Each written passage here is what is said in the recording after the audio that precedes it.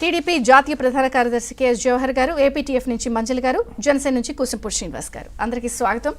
New Srinivas గారు, as journalist మీతో ప్రారంభిస్తాను. ఏంటి, ఎలా చూడాలి? చాలా అందరి ఆశల మధ్య ఎంతో అంగరంగ వైభవంగా కూటమి ప్రభుత్వం కొలువుదీరింది. ఈరోజు 5 ఫైళ్లపై సంతకాలు పెట్టబోతున్నారు. ముందుగా మీకు, ఏబిఎన్ వీక్షకులకు, ప్యానల్ పెద్దలకు అందరికీ గుడ్ మార్నింగ్. ఆంధ్రప్రదేశ్కి ఇక మంచి రోజులే వచ్చాయి అని చెప్పి పవన్ కళ్యాణ్ అన్న మాటలు వాస్తవ రూపం దాల్చాలని మనం కోరుకుందాం. ఎందుకంటే ఇవాళ ముందుగా కొత్త క్యాబినెట్ సహచరులకు, ముఖ్యమంత్రి చంద్రబాబు నాయుడుకి, అధికారంలోకి వచ్చిన తెలుగుదేశం పార్టీకి శుభాకాంక్షలు.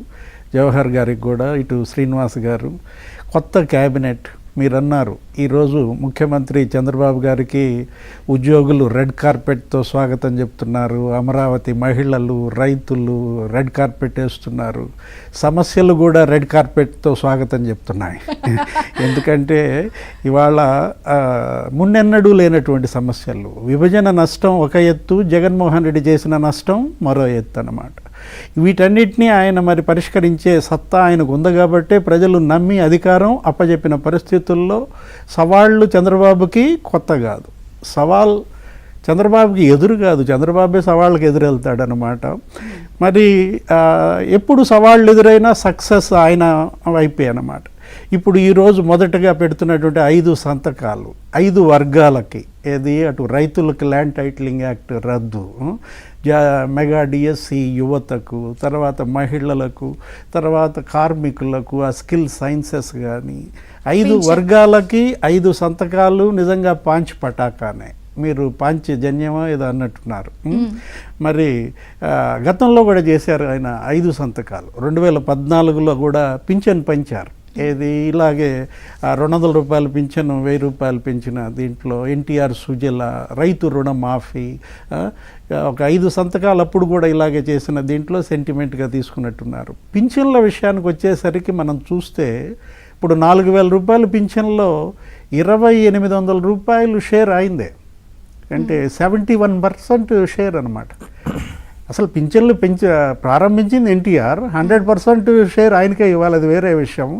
కానీ రాజశేఖర రెడ్డి పెంచిందేమో 125 రూపాయలు, జగన్మోహన్ రెడ్డి పెంచటమేమో దశల వారీగా. ఆయన ఏం చేసిన దశల వారీగానే, అవినీతి అయినా సరే, సంక్షేమం అయినా సరే, ఏదో 250 పెంచుకుంటూ వచ్చారు. ఆయన 1000 రూపాయలు. అందరూ కలిపి చేసింది 28% ఉంటే 72% షేరు చంద్రబాబుది అనమాట. అంటే ఆయనకి 70% అంటే బాగా ఇష్టం. ఏది అటు అభివృద్ధిలో కానీ, పోలవరం కూడా 72% చేసినట్టున్నాడు. జన్మభూమి కూడా ఆయన అంతే, ఏది 70-30 అంటాడు. ప్రజలు 70% కట్టండి, 30% ప్రభుత్వం ఇస్తుంది అంటూ రాష్ట్ర అభివృద్ధిలో 70% భాగం చంద్రబాబుదే అన్నమాట. ఆయన అభివృద్ధికే పెద్ద బాలశిక్షగా చూడాలా. రాష్ట్ర అభివృద్ధికి పెద్ద బాలశిక్ష బాబు అనే ఒక పేరు తెచ్చుకున్న దీంట్లో ఇప్పుడు సవాళ్ళు మరి రెడ్ కార్పెట్ పరుస్తున్నాయన్నాము. మొదటి సవాల్ నిరుద్యోగం. యువత ఇవాళ ఆయన్ని పెద్ద ఎత్తున గెలిపించారు. పూర్తిగా ర్యాలీ అయింది యువత అంతా కూడా ఆయన వెంట, పవన్ కళ్యాణ్ వెంట. 30% అన్ఎంప్లాయ్మెంట్ ఉంది, ఏది గ్రాడ్యుయేట్స్లో. దాన్ని మరి ఆయన చేయాలంటే తీసుకున్న మొదటి సంతకం ఏంటి? ఇప్పుడు ఇక్కడ మెగా డిఎస్సి మీద తీసుకున్నారు. మెగా డిఎస్సిలో ఎన్ని ఉద్యోగాలు భర్తీ చేస్తారో జవహర్ గారే చెప్పాలన్నమాట.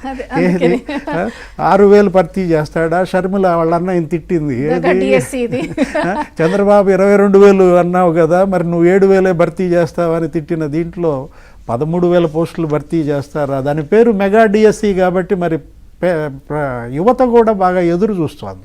పెద్ద ఎత్తున భర్తీ చేస్తారు. మెగా డిఎస్సియే కాదు, జాబ్ క్యాలెండర్ కూడా ప్రతి ఏడాది విడుదల చేస్తానన్న దీంట్లో యువత ఆశల సాఫల్యం కోసం ఈ ప్రభుత్వం కృషి చేస్తుంది. అందుకనే ఏంటంటే ఒక రకంగా చాలా హై ఎక్స్పెక్టేషన్స్ మధ్య గవర్నమెంట్ ఫామ్ అయింది. మంజుల్ గారితో మాట్లాడదాం. ఏపీటీఎఫ్ మంజుల్ గారు ఉన్నారు మనతో పాటు. మంజుల్ గారు నమస్తే, బ్రేక్ఫాస్ట్ న్యూస్కి స్వాగతం. ఒక రకంగా ఈ ప్రభుత్వం ఇంత భారీ స్థాయిలో విజయాన్ని దక్కించుకోవడంలో ఉద్యోగులు చాలా కీలక పాత్ర. కనీ విని ఎరగని రీతిలో ఉమ్మడి ఆంధ్రప్రదేశ్, విభజిత ఆంధ్రప్రదేశ్లో కూడా ట్రాక్ రికార్డ్ 5 లక్షల పైచీలకు పార్టిసిపేట్ చేశారు మీరందరూ కూడా. సో స్పష్టంగా